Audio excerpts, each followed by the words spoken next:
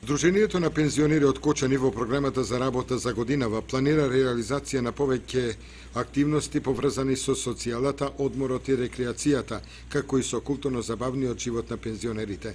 Претседателот Ѓорги Серафимов најавува продолжување на активностите од минатата година како континуитет во работењето на пензионерската организација.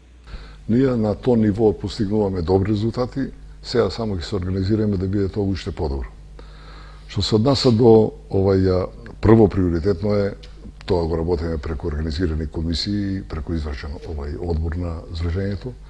Меѓутоа здравјето на луѓето, комисија за здравство, социјалата, здравствената помош, збринување на луѓето, социјално однос исто и ово е што на 1200-1300 фамилии обезбедуваме огромни дрвари.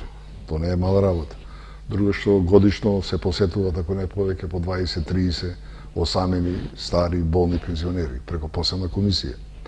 Што друго, што со нашите предавања сакаме да бидат уште попрактични од односа на здравството. Тука ангажираме примариуси, специјалисти, кои што дават голем допринос во таа работа.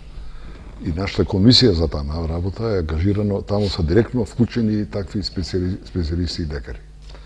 Другата активност, која што се одесува на спортски план, на рекреативниот план, на културно-забавниот живот, тие ќе бидат со една содржина секоја година надградувани со побогата содржина. И годинава Сдруженијето на пензионери од Кочани ќе организира традиционалната средба кај манастирот Свети Пантелемон, на која учествуваат неколку илјади пензионери од Македонија. Тоа веќе е традиционална, ние као таква и програмата е поместуваме. Оваа година ќе биде исто побогата, и тоа што од сите здруженија скоро што не биле, изразува желба да дојдат од Пантереј. И ние треба ова година нарочно треба да бидеме уште поорганизирани и припремани, оти веруваме дека ќе пуштиме покани, оти сите ќе дојдат. Инаку, Сдруженијето на пензионери од Кочани преку комисиите за култура и спорт и годинава ќе земе учество на регионалните спортски игри и на ревијата на песни, ора и музика, чиј домаќин годинава се очекува да биде Сдруженијето на пензионери од Виница.